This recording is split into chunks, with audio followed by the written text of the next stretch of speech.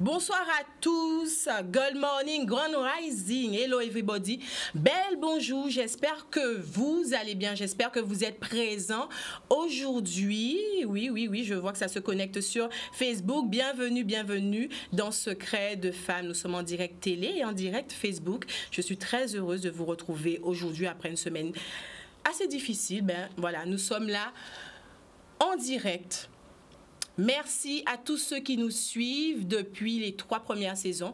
C'est là qui ratait épisode 1 là, je vous rappelle que saison 4 a déjà commencé. Nous sommes en direct tous les vendredis à partir de 16h. Alors, pratiquement là, 6h. Et encore une fois, bienvenue. Les appels sont permis. 0590 96 10 10, donc à tout moment, vous pouvez nous appeler, soutenir les personnes qui sont en direct avec nous sur le plateau. Je vous rappelle, Secret de Femmes, c'est une émission qui donne la parole aux femmes. C'est l'occasion de découvrir, de mettre en avant des parcours atypiques, des histoires touchantes, des personnalités touchantes. Et aujourd'hui, encore une fois, ces femmes ont décidé, ont accepté, on peut le dire, ont même osé venir sur le plateau aujourd'hui pour nous parler à cœur ouvert, sans tabou, d'une réalité, la réalité de la Guadeloupe, notre réalité du moment. Et oui, aujourd'hui, nous sommes prêts à parler d'une réalité sensible, parfois révoltante. Certains diront même que c'est un environnement, une situation complexe, mais il faut en parler. L'histoire de 2 femmes, 2 mamans, l'une grand-mère, aide-soignante, cadre pour l'autre, qui se trouve aujourd'hui dans une situation délicate, on l'a dit. La vaccination obligatoire des soignants. Elles ont accepté aujourd'hui de témoigner à visage découvert.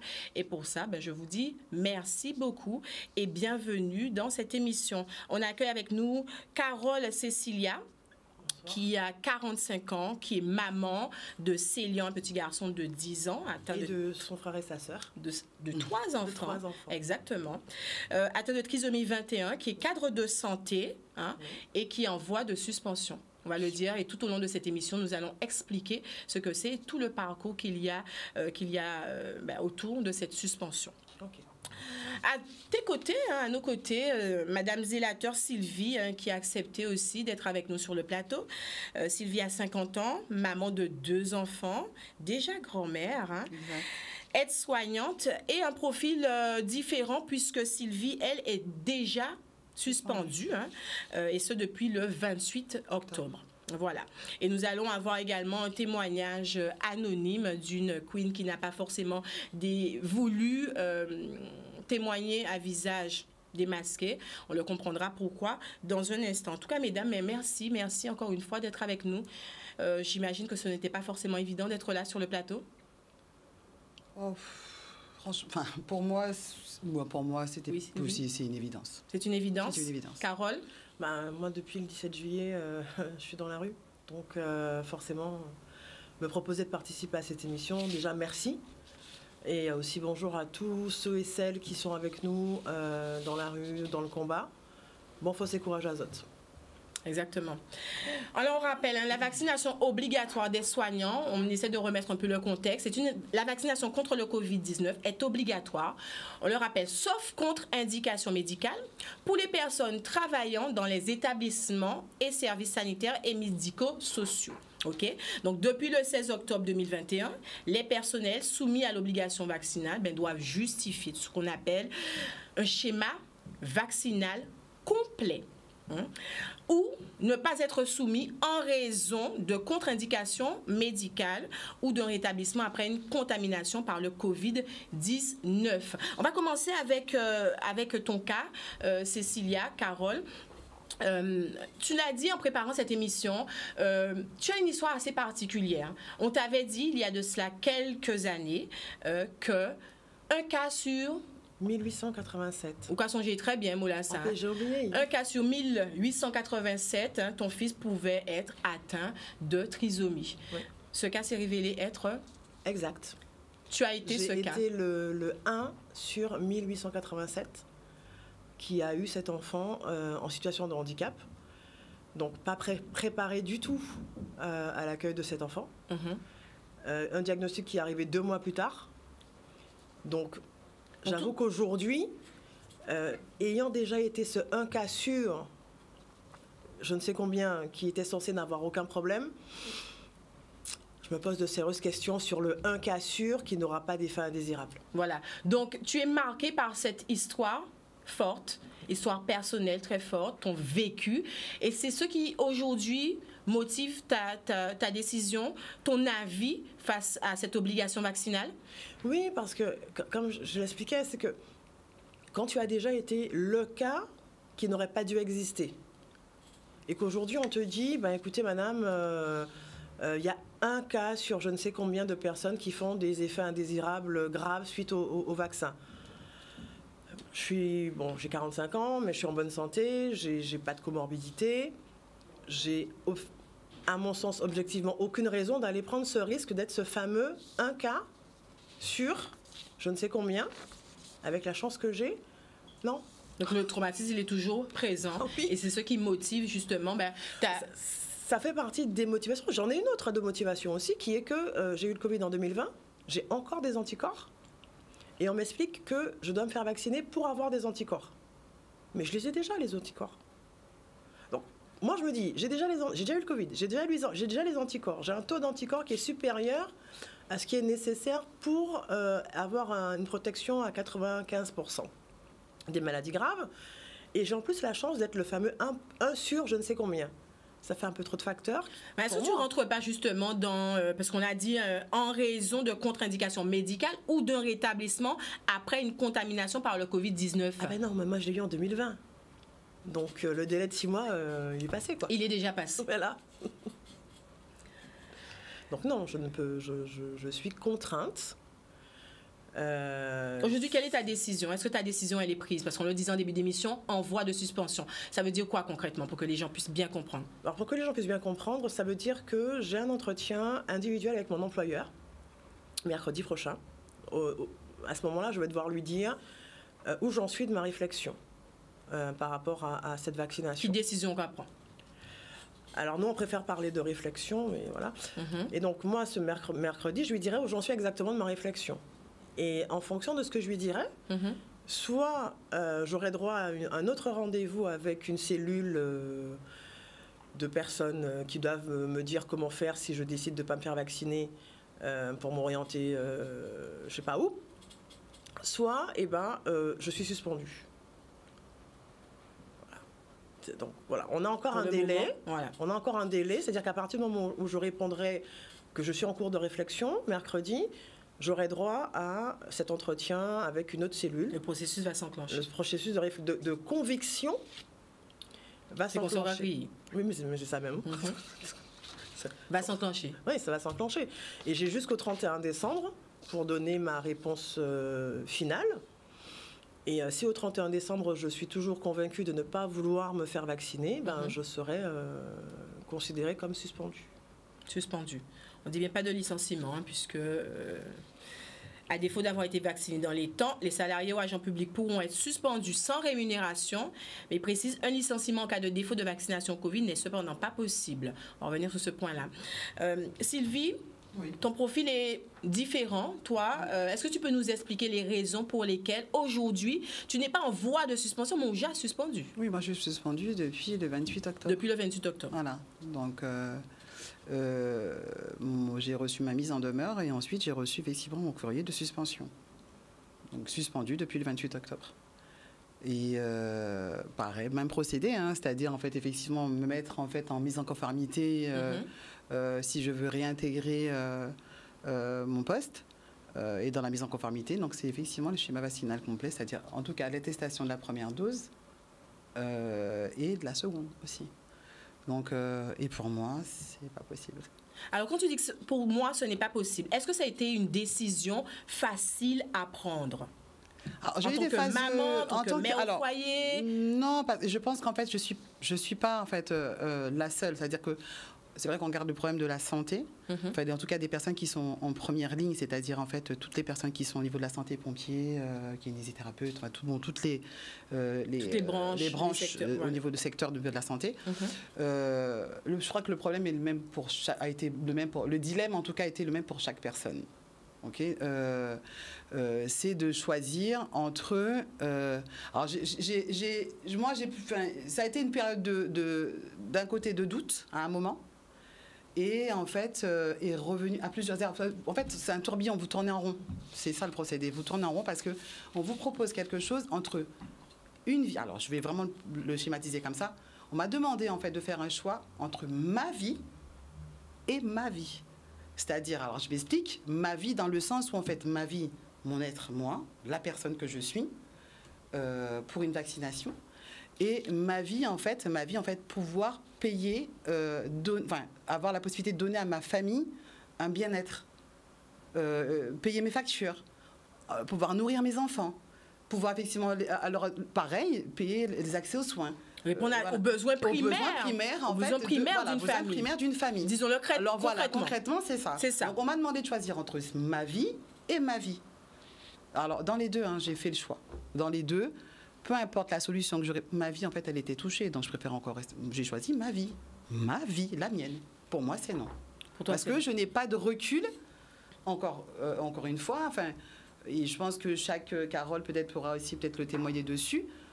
On n'a pas de visibilité dessus, on n'a pas de recul sur ce vaccin. Alors, en 2020, je veux bien comprendre, mais aujourd'hui, en 2021, il y a quand même pas mal de choses qui sont ressorties. Il n'y a pas que des fake news. Enfin, parce que je sais que de toute façon, en général, quand on commence à parler comme ça, la chose qui ressort, c'est les fake news. Alors, ça voudrait dire qu'il y a etc. de fake news, quoi. Ou les complotistes aussi. Ou aussi. On entend aussi cette version. Le fait, alors aujourd'hui, c'est un mot en fait des prophètes. Hein. Oui. Ouais, le mot, en fait, ce mot est ressorti. Etc. de fois, à partir du moment en fait réellement où ça ne va pas dans le c'est-à-dire que vous n'adhérez pas à quelque chose, vous devenez complotiste. Enfin, moi je sais pas, j'ai pas de recul. Je n'ai aucun recul sur cette vaccination. Aujourd'hui encore plus qu'avant, plus ça va dans le temps. Et c'est pas seulement pour moi. C'est aussi pour... Alors, j'ai 2 enfants, comme je peux dire comme tu l'as dit tout à l'heure. J'ai 2 enfants. Ma dernière a 15 ans. Et je suis le rempart de cet enfant. En tant que maman, là j'ai déposé ma casquette professionnelle, je parle de maman. En tant que maman, le dernier rempart de cet enfant, c'est moi. La protection de cet enfant, c'est moi. C'est vous. Donc par amour pour mon enfant, j'irai jusqu'au bout. Alors comment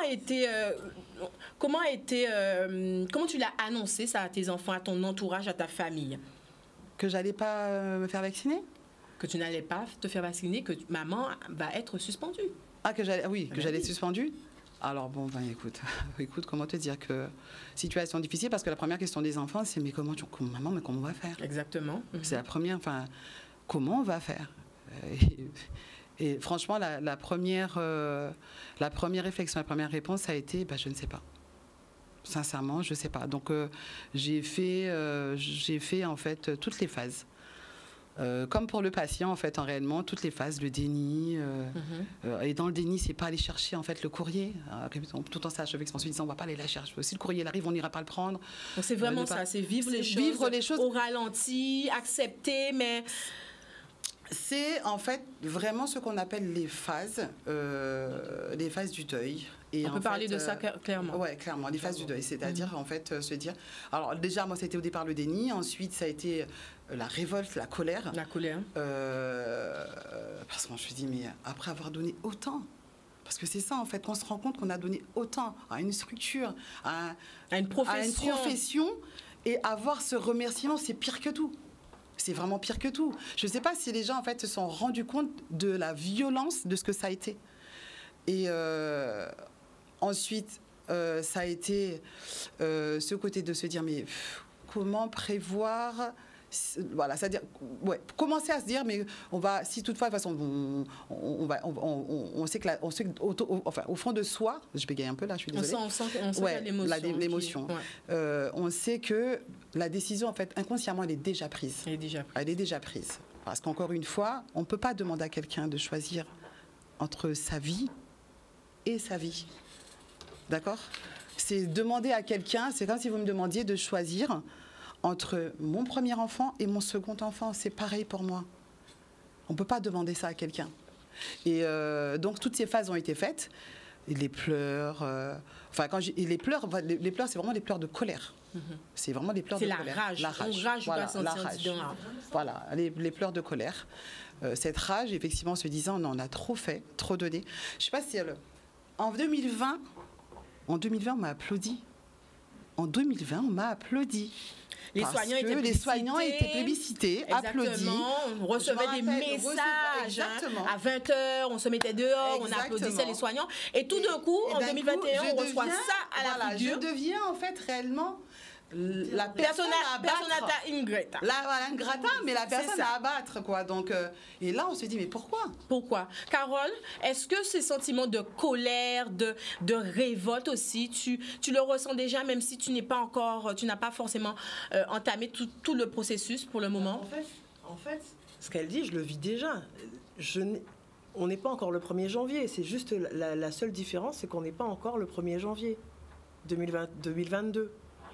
Mais je te cache pas que quand j'ai reçu mon courrier, parce qu'on se prépare, on envisage les possibilités. Comme tu disais, moi j'ai 3 enfants, ils sont petits, mon premier a 10 ans, les 2 autres ont 4 ans.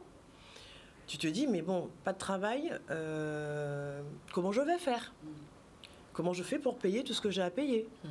Parce que les charges, là, ils ne sont pas suspendues. Hein. Voilà, les charges ne sont pas suspendues. Et je me dis, moi, mon aîné, il est en situation de handicap. Comme tu le disais si bien, je dois choisir entre ma vie professionnelle, on va dire ça comme ça, et ma vie de maman. Alors, est-ce que j'ai envie de prendre le risque de perdre ma vie de maman pour garder ma vie professionnelle? Non. Ou inversement. Et c'est toute la difficulté. Et le jour où j'ai reçu mon courrier, je savais que j'allais le recevoir. Le jour où j'ai reçu mon courrier, en fait, j'ai pleuré. Mais j'ai pas pleuré parce que j'allais plus avoir de salaire. Hein. Enfin, j'ai pas pleuré en anticipant le fait que j'aurais plus de salaire. J'ai pleuré parce que je me suis dit, mais quand même, après tant d'années de ma vie... c'est du dégoût qu'on le ressent. Parce que j'ai pas fait que ça. J'ai occupé d'autres emplois. Donc tu te dis, depuis le temps que tu as commencé ta carrière jusqu'à aujourd'hui, où moi j'ai fait une progression de carrière, et tu te dis que du jour au lendemain, on te dit, bah, t'es gentil, mais casse-toi. Parce que tu veux pas m'obéir, et ben tu te casses. Il n'y a pas de reconnaissance, il n'y a pas de discussion possible, c'est ça ou rien. Mesdames, est-ce que vous avez senti une forme de pression? Est-ce que vous ressentez, vous qui avez ressenti pression là, est-ce que vous ressentez une forme de pression? Au-delà du courrier, l'atmosphère, les relations avec la hiérarchie, les relations entre collègues aussi. Alors moi, dans mon service, en fait, on a une équipe où en fait réellement au-delà d'être collègue, parce qu'on passe, soit dit en passant, on passe 3/4 de notre temps dans notre boulot. Ok, donc c'est quand même relativement important. Donc une petite équipe effectivement en fait au final on finit par se connaître. Alors pas fondamentalement en fait réellement en affinité, pour certains des affinités se créent, pour d'autres pas, mais on passe 3/4 de notre temps à l'intérieur. Donc il y a des situations des rapprochements qui se font automatiquement d'ailleurs. Et de voir en fait réellement, je crois que c'est ça aussi qui fait mal, c'est de voir en fait que en fait, vous retrouvez le choix que vous avez fait, le choix qui était fait, hein, vous êtes en fait invisible. Vous devenez invisible, même pour vos collègues. Donc, tu as ressenti ça? Ouais, moi, à l'écart? Oui, moi, je l'ai ressenti. Et ça fait mal? Oui, bien sûr. Oui, bien sûr, ça fait mal. Tu te sens jugée? Bien sûr. Jugée par une décision que tu prends pour toi? Jugée par... jugé par une décision, jugé dans ton travail, alors qu'en fait, réellement, quand tu regardes, tu as fourni des choses. Enfin, moi, j'ai vécu ça, en fait, parce que, alors, qu'on soit d'accord, enfin, la structure, bon, pour ceux qui me connaissent, ils savent dans quoi je travaille, la structure, en fait, réellement, c'était Bagdad, quoi.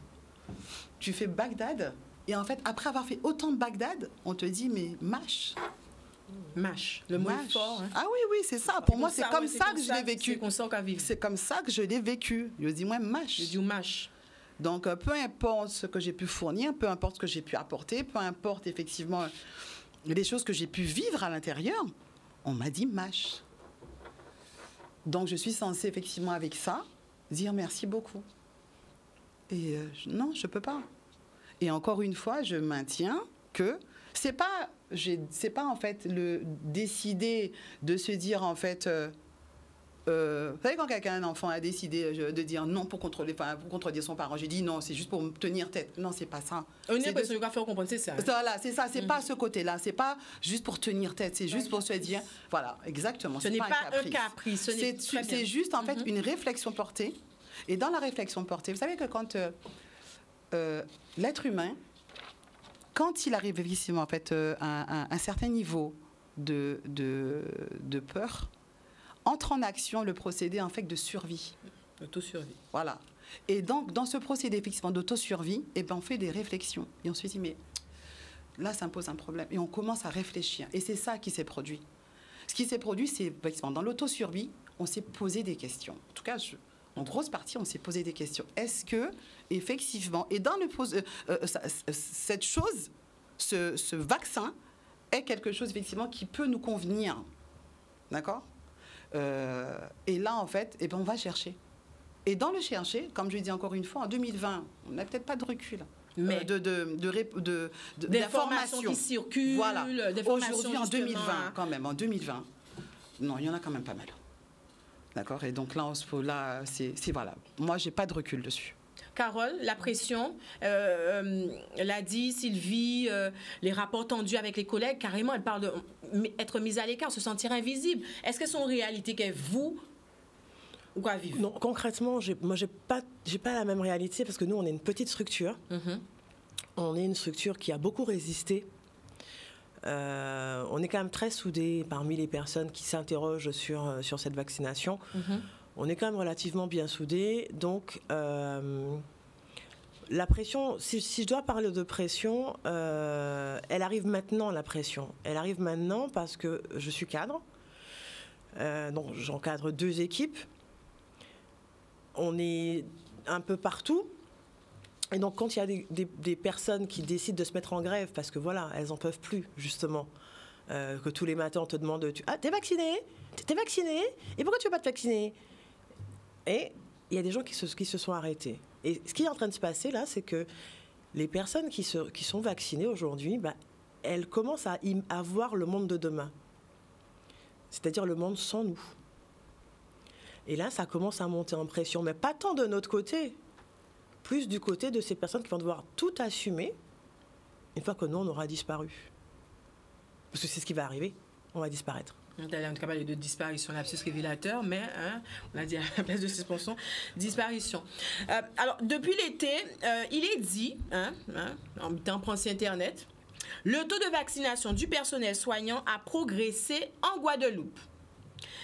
L'Agence régionale de santé rapporte qu'à la date du 17 novembre, près de 86% des soignants libéraux sont vaccinés et entre 85 et 100% du personnel des établissements publics de soins.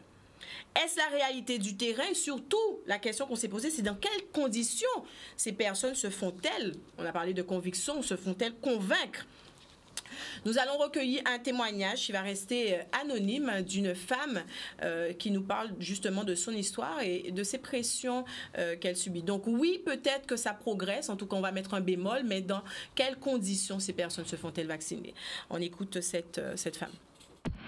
Bonjour, je suis infirmière dans un service d'hospitalisation à domicile et je suis contre l'obligation vaccinale. Tout simplement parce que j'estime qu'on devrait quand même être libre dans le pays des droits de l'homme de pouvoir choisir ou pas de se faire injecter un produit qui, je le rappelle, a une autorisation de mise sur le marché conditionnelle.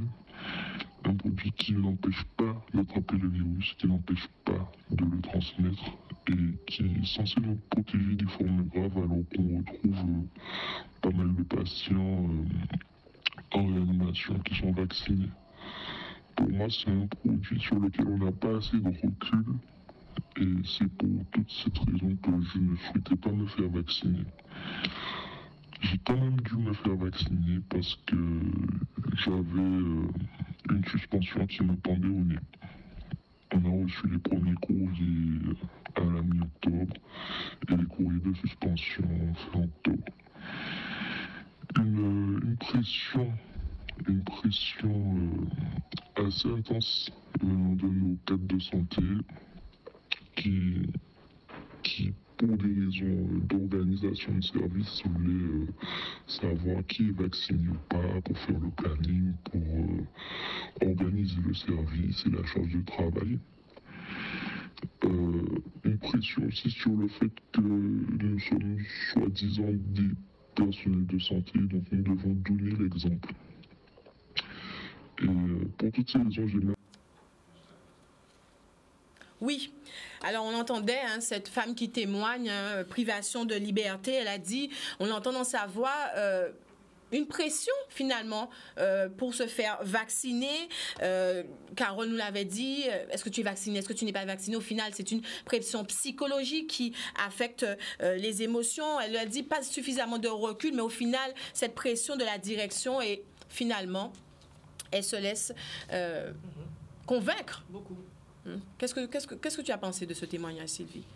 C'est quand déjà, même, ça touche quand même d'entendre. Bien sûr que ça touche. Je tiens à préciser que c'est une femme qui voulait venir témoigner et qui finalement n'a pas pu témoigner. Et la Cathy a dit parce qu'elle subit pression. Ça veut dire pas parler. Non, mais c'est ça le plus dramatique en fait, réellement. Et je vais comparer ça en fait pour que les gens comprennent bien, je vais comparer en fait à une femme battue. Ça veut dire qu'en fait réellement, si on te bat, tu peux pas parler. Enfin, c'est ça.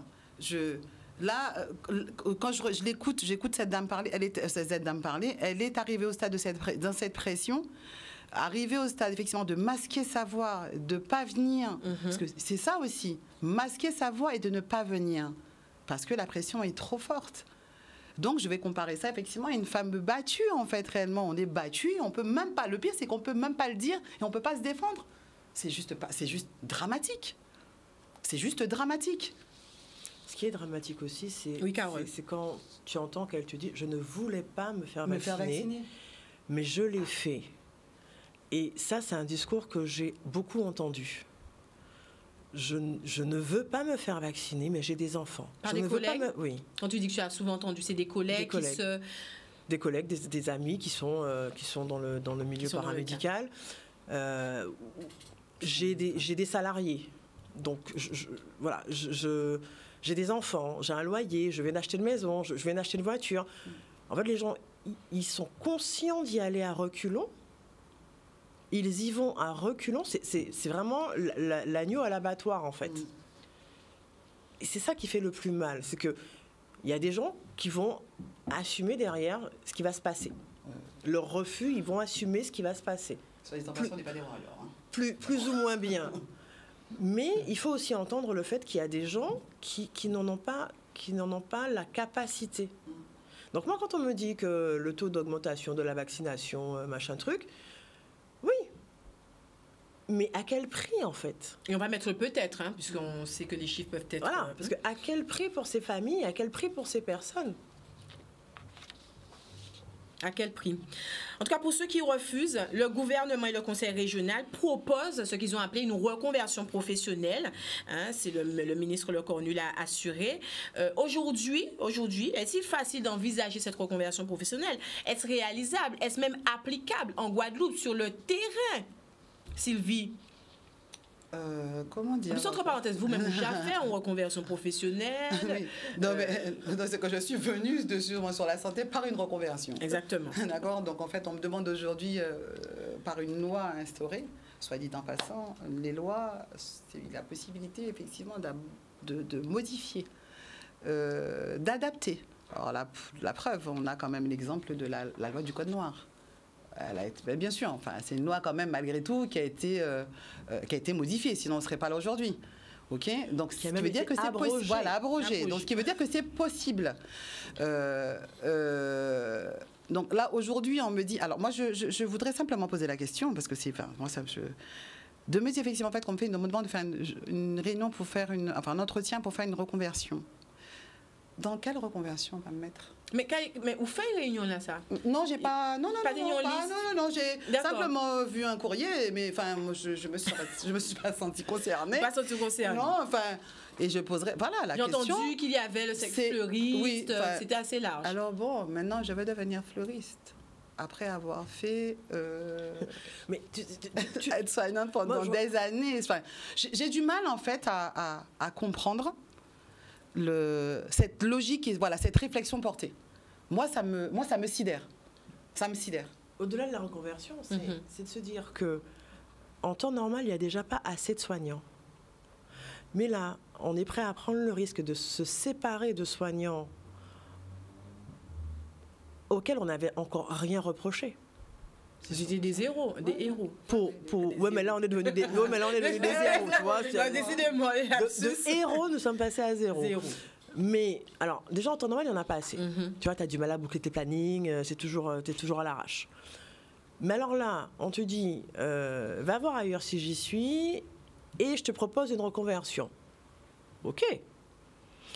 Mais moi, j'ai une question. Je ne suis pas licenciée. Donc, officiellement, je n'ouvre pas droit au chômage, au Pôle emploi. Qui va me payer cette... parce que la reconversion induit une formation. Qui va me payer ma formation? Est-ce que j'aurai le droit de choisir la formation que je veux? Puisque ce n'est pas moi qui ai demandé à être reconvertie. Hein, on m'a demandé de le faire. Donc, est-ce qu'on me donnera le droit d'aller faire ce que j'ai vraiment envie de faire? Qui va payer? Non, mais il faut regarder dans la liste. C'est surtout ça qu'il faut regarder dans la liste proposée, dans cette liste proposée, parce qu'en fait, si on doit partir sur cette loi, c'est-à-dire aucun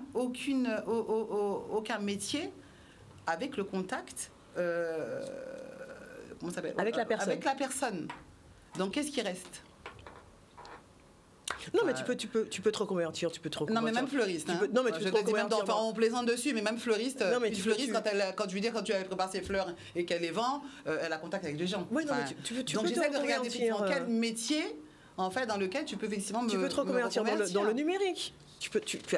Mais moi, ma question, OK, qui prend en charge ma formation, puisque comme je ne suis pas au chômage, donc ce sont des questions qui sont posées clairement à la direction. Moi, j'attends ma réunion pour poser ces questions parce que j'ai pas les acédiques. Je dois partir en formation. Donc comment je concilie ça avec ma vie privée? Donc, c'est une réorganisation à revoir. C'est une vie qui change. Hein. Certains ne sont peut-être pas prêts à cela. D'autres pistes ont été avancées, des pistes qui restent très controversées.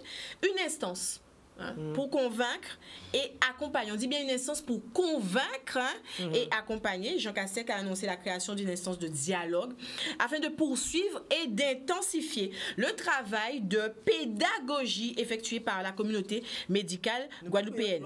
L'objectif, c'est convaincre et accompagner individuellement, humainement, les professionnels. Alors, le terme pédagogie, déjà, m'interpelle, hein, puisque pédagogie, nous ne sommes pas des enfants. Enfin, je suppose que vous n'êtes pas des enfants. On aurait pu parler d'andagogie. Comment? On a quitté l'école depuis un moment. Exactement. Peut-être qu'on pourrait parler d'andagogie, mais ce serait avouer que, nous pas à comprendre, hein, il faut une forme de pédagogie. Alors, qu'est-ce que vous pensez concrètement de la création de cette instance de dialogue? Alors, avant de répondre à cette question-là, je vais quand même revenir en fait sur effectivement en fait la reconversion pour le personnel. Oui. Parce qu'en fait, dans cette reconversion, si j'ai bien suivi en fait des actualités, alors, je ne sais pas si effectivement en fait ces 1000 postes, en tout cas ces 1000 reconversions lancées par Jean Castex, est-ce que ça nous concernait?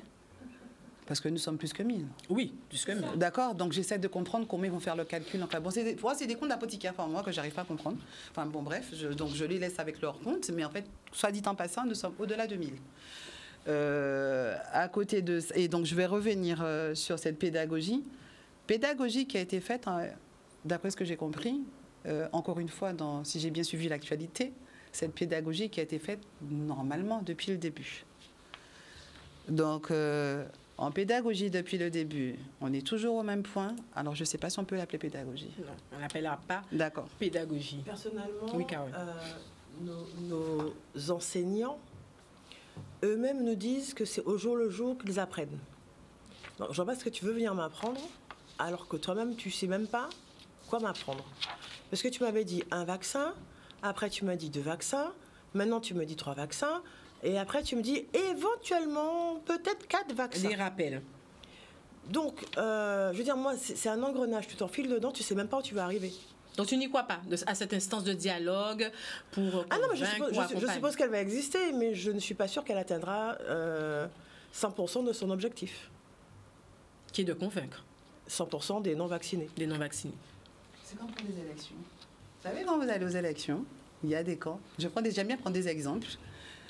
Si vous avez en fait le camp A, où il y a déjà 25% de votants, et le camp B, avec 18% de votants, alors je veux dire le camp 3 qui en a 5%, pour pouvoir faire effectivement le quota au-dessus, vous devez prendre le 3e camp, hein. L'un des deux, hein, de toute façon. Hein. C'est comme les élections. Ce que vous avez en tant que votant, c'est ce que vous aurez toujours à la fin.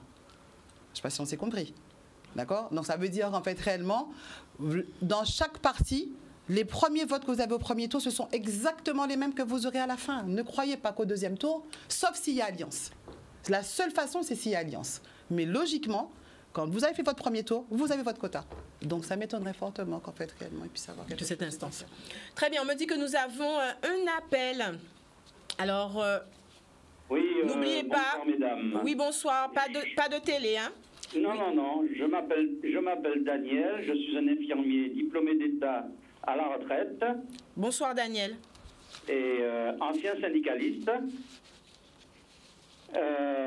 Depuis hier, le plan blanc est pratiquement déclenché dans tous les hôpitaux de l'Hexagone et on fait appel de nouveau au personnel non vacciné. Donc je ne sais pas si la loi va tellement tenir debout face à ce problème. Et ça, c'est la première chose. Oui. La deuxième chose, effectivement, il y a un très gros problème puisque, en tant que professionnel, j'avais accès au Vidal, qui est la Bible des médicaments et la Bible des médecins, sur lequel j'ai pris tous les effets secondaires, mais qui étaient réservés uniquement en information des professionnels. Et lorsque j'ai publié ceci sur les différentes chaînes nationales, on m'a bloqué mon compte professionnel sur le Vidal. Donc c'est que le gouvernement ne veut pas que les effets professionnels soient connus du grand public. C'est à dénoncer également. Merci. J'ai dit oui, c'est à dénoncer également. Voilà, donc je tenais à le dénoncer et je tiens à qui veut à disposition les documents que j'ai pu extraire du Vidal avant qu'on me bloque mon compte. Ben, écoutez, laissez vos coordonnées hors antenne, hein, comme ça, si on y a un monde qui veut ni accès à ça, qui veut même contacter, contactez avec coordonnées là. Il n'y a pas de souci. En tout cas, merci beaucoup de votre intervention. Je vous en prie. Bonne soirée, bonne continuation. Merci à vous. Carole, les effets secondaires, hein, on fait un petit point sur cela parce que tu as, on l'a dit en début d'émission, un garçon âgé de 10 ans, atteint de trisomie 21. Il est concerné par, tu l'as entendu, hein, bientôt. Oui, alors il fait partie des enfants qui vont être contraints à la vaccination. Parce qu'il fait partie de la catégorie des enfants dits fragiles. Bon, moi, je signale que mon fils, il a eu Covid en même temps que moi en 2020. Hein. Il a eu 2 jours de diarrhée, et puis après, c'était terminé. C'est-à-dire que moi, quand j'étais couchée dans mon lit courbaturé, il était debout, qu'a embêté mon pédissa rossa. Hein. Donc, non, il ne sera pas, non. Par contre, mon fils, mais je ne me pose même pas la question, en fait. Il n'y a même pas de doute. Non, je ne me pose pas la question. Il n'entendra jamais parler de cette histoire. Et mes jumeaux qui auront 4 ans et qui auront 5 ans bientôt, l'année prochaine, et qui donc vont aussi... parce que je suppose que j'ai cru comprendre qu'on allait commencer ça à 6 mois, hein, pour les bébés de 6 mois, à un moment ou à un autre. Non, personne ne va toucher à mes enfants. Sylvie? Moi, de toute façon, j'en ai parlé déjà dès le départ. Hein, donc, moi, j'ai une enfant aussi qui a 15 ans, la mienne. Hein, et, je suis le rempart de cet enfant. Alors, au-delà, c'est-à-dire, je ne peux pas effectivement pour moi me dire, en fait, réfléchir, enfin, porter une réflexion sur quelque chose où, en fait, j'ai pas de recul. Et en fait, elle l'envoyait à l'abattoir. Donc pour moi, mon rôle à moi, en tant que maman, c'est de protéger mon enfant envers et contre tout. Voilà, donc pour moi c'est... Voilà. Oui, je mettrai tous les moyens possibles et inimaginables pour protéger mon enfant. Mesdames, parlons de finances. Le TQTE ? Ouais. Comment ça se passe concrètement? Plus que le Covid. Oui. Comment ça se passe concrètement, mesdames? Mère de famille, union foyer élevé, ou ni timoun, nous ni charge sociale, enfin, charge la vie quotidienne. Voilà, qui a tombé en tout sens. Alors, moi, au-delà des finances, quand même, il y a aussi quand même la chose la plus importante, c'est aussi ce côté mental. Oui. Ce côté mental. Et en fait, Dieu merci. Alors, c'est vrai que c'est pas la chance de tout le monde, et ce qui est totalement dommage. Il est préférable aussi. Alors, ce qui fait qu'en fait, quand on se retrouve en groupe, comme expliqué, le petit groupe, là, les petits noyaux qu'on se crée et tout, les collectifs, ce qui est important, c'est qu'effectivement, quand ça va pas, c'est de pouvoir effectivement en parler à quelqu'un. Pas le vivre seul, parce que le vivre seul, c'est vraiment terrible. Avoir un soutien. Avoir un soutien. Vivre seul, c'est vraiment terrible. Bon, et à côté de ça, moi, ce soutien, effectivement, en fait, au niveau de mon petit groupe et du collectif, je l'ai. Mais alors, il y a des jours avec, il a des jours sans. Alors, tu peux arriver avec un jour, en fait, réellement, je veux dire, t'arrives même pas, les jours, ça va pas, t'arrives même pas à nettoyer chez toi. Tu vois, donc voilà, le mental, il suit pas. Mais j'ai aussi ma famille. Voilà, les personnes qui me sont proches, ma famille, j'ai aussi des parents de patients qui m'envoient des petits messages de réconfort. Et ça fait du bien. Ça fait du bien parce qu'on se dit, on en a besoin. Voilà. Carole, je profite pour lancer un appel à toutes les personnes qui sont suspendues ou en voie de suspension. Il y a des collectifs. Il y a un collectif pour les professionnels de santé libéraux. Il y a les syndicats pour les salariés. Au sein des entreprises, il y a forcément des petits groupes qui se créent de personnes opposées à cette vaccination. Il faut vraiment que les gens sortent de l'isolement, voilà, de la honte, sortent de la peur, de la crainte. Et qu'ils osent se rapprocher de ces gens-là parce qu'on vit tous le même drame. Et on doit tous s'entraider. Tu as ça, je te donne ça. Moi, j'ai pas ça, tu me donnes ça.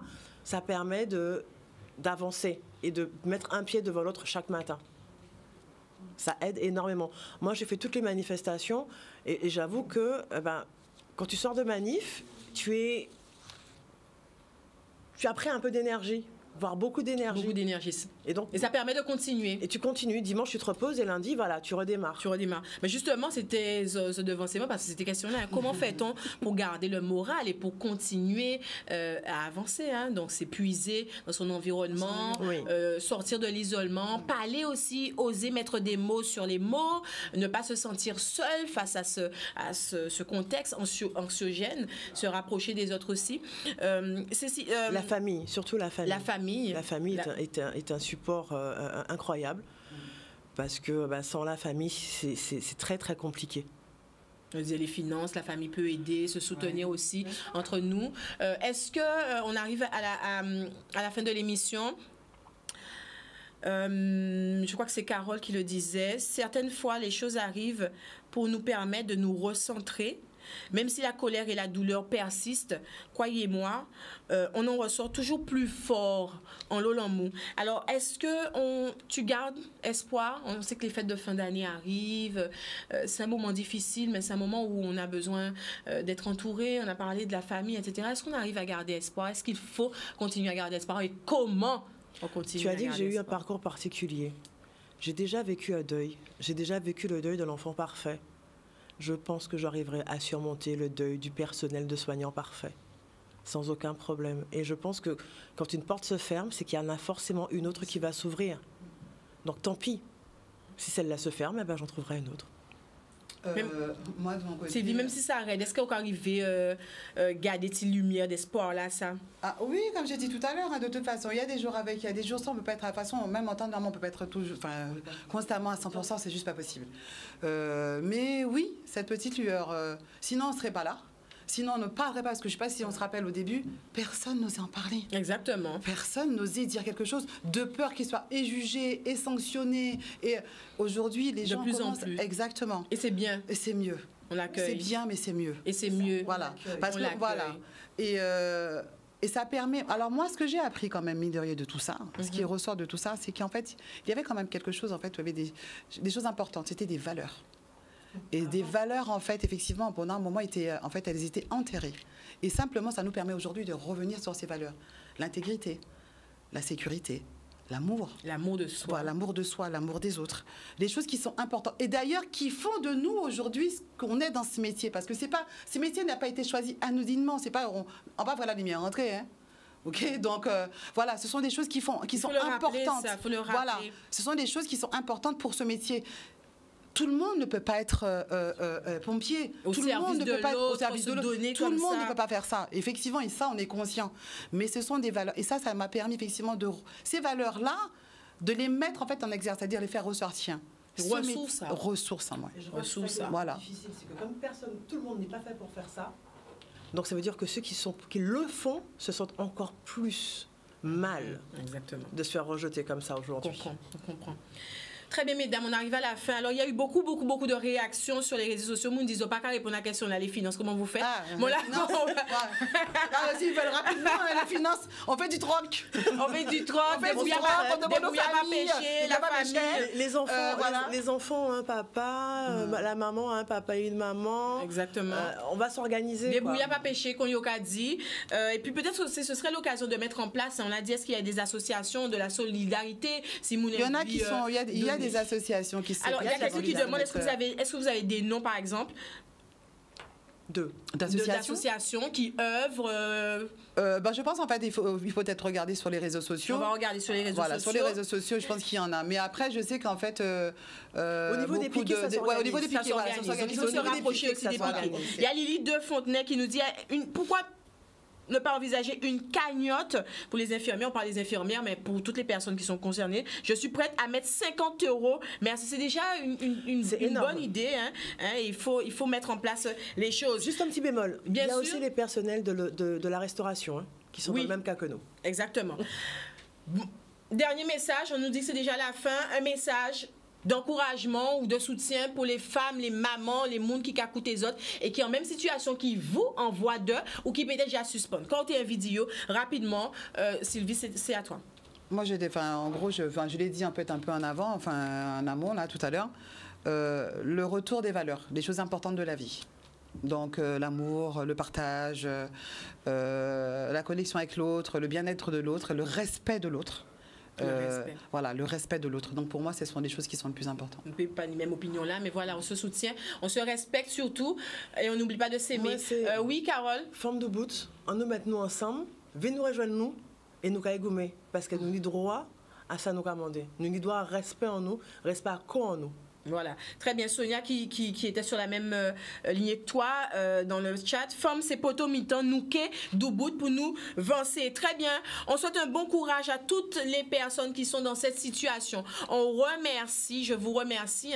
Merci à toi. D'être venu sur ce plateau, d'avoir osé parler à Tchè Ouvert. Merci à toutes les femmes qui continuent à m'appeler, puisque aujourd'hui j'ai reçu beaucoup d'appels, ce qui va nous pousser à continuer dans cette dynamique. Et vendredi prochain, encore un nouveau rendez-vous et encore l'occasion de donner la parole dans notre micro là pour parler ouvert chez Azot sans tabou. Encore une fois, merci mesdames et je vous souhaite beaucoup de courage. Demain, est-ce que vous en larry là? Obligé. Nous souder et nous en larry là demain. Je vous souhaite un excellent week-end, beaucoup de courage, beaucoup de lumière, surtout de la protection sur toute la Guadeloupe. Vous connaissez l'amour au piège.